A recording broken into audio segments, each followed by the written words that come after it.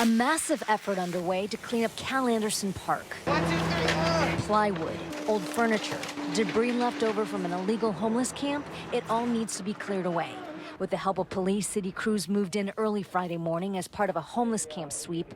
On this Saturday, the park was full of families, people playing soccer, and pet owners like Carrie Mueller with her dog Domino. So nice to be able to get back outside with the dog and get out of the house in a safe way and use the park. The owner of Omabop Restaurant tells me since this park was cleared of campers, business at his restaurant has nearly doubled. And he says on Friday, he saw the most walk-in customers he's seen in a long time. Not everyone's on board with the homeless camp sweep. I hate that the sweeps happen. Okay. I think that it's absolutely unforgivable that you would kick people out of where they were finding a place to live, like a few days before the holidays. A spokeswoman for Seattle Parks and Recreation released this statement Saturday.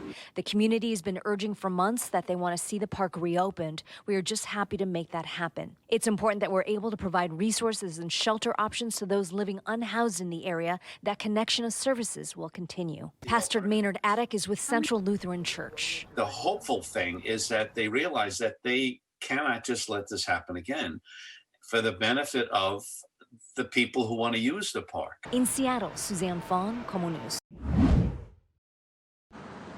It sure looked like it, Michelle. In the few minutes that we were inside the Alderwood Mall, it was a little wild. There were a lot of people, and one retail report suggests that today, December 19th, 2020, may see more shoppers than this same day last year. Packing the parking lot at Alderwood Mall, the race to get those last-minute holiday gifts speeding up. We weren't able to take our camera inside, but to sum up how it looked, just ask around. Crazy. Very crazy. It's packed. I mean, we really don't see social distancing for anything. It's super crazy inside. And that did not come as much of a surprise to anyone that we spoke with. Individual stores are doing pretty much letting a certain amount of people in and then make people line up, but people aren't the best at keeping their distance. We all know that. The consensus was the mall itself could have been doing a better job at keeping an eye on how many people were coming and going. According to the mall's website, the number of shoppers is being monitored in real time. While the COVID-19 pandemic hasn't gone anywhere, the National Retail Federation estimates that 150 million Americans planned on shopping this Saturday. That's up from 148 million who shopped that same day last year. This comes as health experts are again warning of any travel in an attempt to curb the spread of the virus, although some worry these crowds aren't going to help that cause. I think maybe the numbers, they're going to go up again.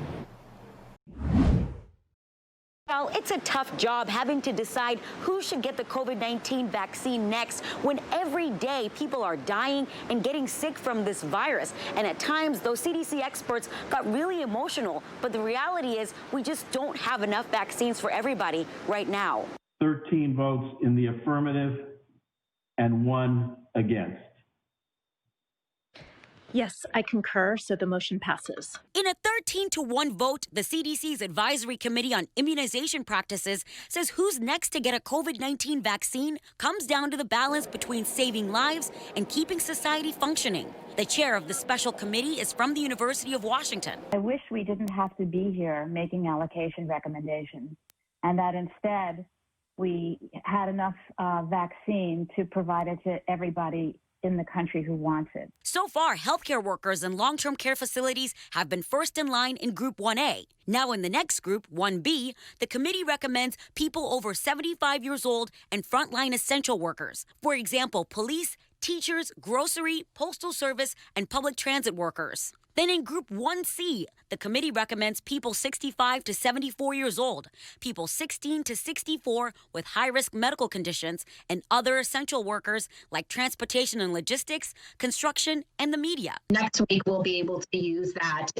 into kind of further our decision-making. In the latest update, our state vaccination leaders said they would use the CDC committee guidance to start planning the next rollout. We don't anticipate kind of expanding beyond these 1A groups until mid-January at the earliest, but that depends on a few different factors, including what the uptake of vaccine is. Officials say Washington state got its full allocation of 62,400 vaccine doses. This coming week, the state expects 48,500 doses of the Pfizer vaccine, plus 128,000 doses of the Moderna vaccine. People say that emergencies bring out the best in people, and it's been my experience that emergencies do bring out the best in people. And so, and this is a situation, I think, with this emergency where everyone has to do their part. And health officials say so far more than 1,000 high-risk healthcare workers have been vaccinated right here in our state. Back to you. As 2020 comes to an end, more folks are needing to go to the hospital than at any other point in the pandemic.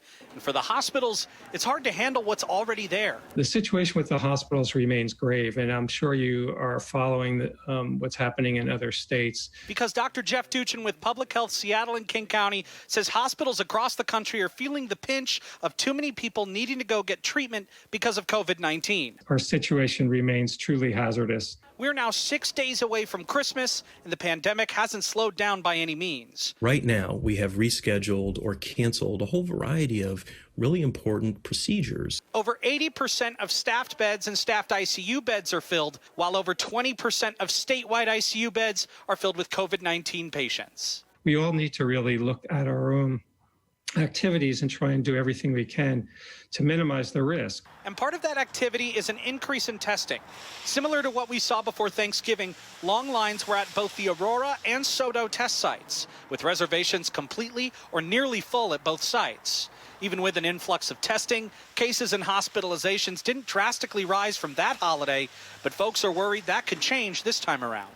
We were able to hold the line. We're still in an incredibly tight and dangerous situation. The hope is that more vaccinations, coupled with fewer get-togethers, will get the pandemic under control once again. In Seattle, Nick Popham, KOMO News. All right, Nick, thanks. Hey, everybody, I'm Eric Johnson from KOMO News. Thanks for checking out the KOMO YouTube channel. You can see more of our videos right here by clicking on the video links for more news from the Seattle area and all of Western Washington. And don't forget to click the subscribe button below so you don't miss our YouTube updates.